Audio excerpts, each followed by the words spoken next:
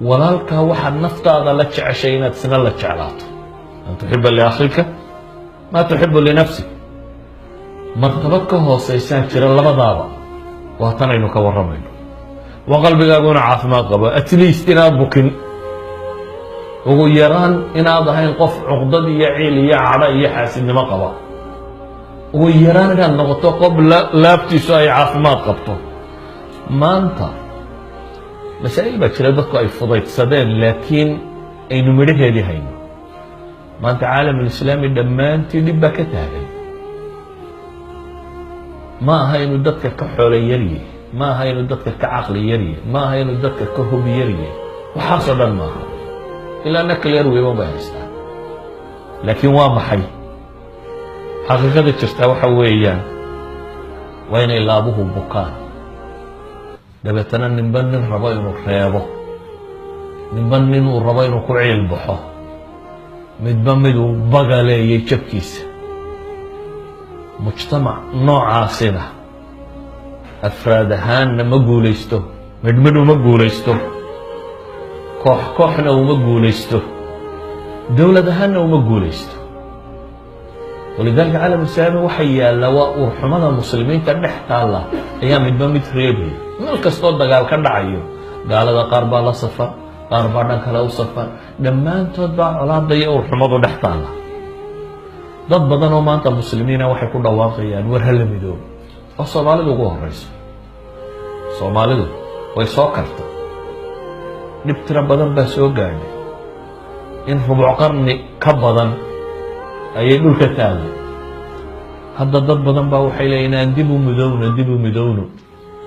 haddaynu bukno miyaynu midoobi karnaa su-aasha waa taa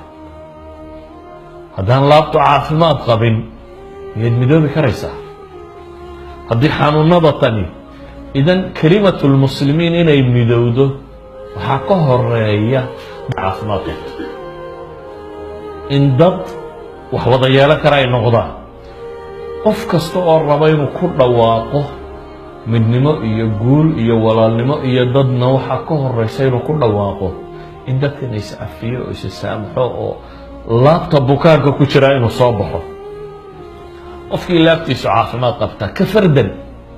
qof qura xataa hadduu yahay wuxuu seexdaa isagoo caafimaad qaba isagoo aan noloshiisu warwariyo tiiraanya lahayn isagoo aan laabtu huraynin dadka badh baa waxay seexdaan iyagoo cadho la gamila maalinba warka yare uu soo maqlo ama fadhidu kudirarka inta laga lahaa hurdadaba ka qaadaa isagoo ciil qabu sariirtiisa tagaa haddaba waxaan leenahay qofku hadduu calooshu bukooto ma noqdo qof bulshada la noolaan kara ilaahay subxaanahu watacaala markuu nebi ibraahim inooga warramay baryadiisii fiirso nebi dhan oo rabbi soo diro oo ilaahay baryaya muxuu leeyahy walaa tukhzinii yowma yubcahuun yowma laa yanfacu maalun walaa banuun ilaa man ata allaha biqalbin saliim ilaahayow hayhoojinin buu leeyay maanta dadka la soo saarayo maalinta aan xoole iyo caruuritoona wax tarin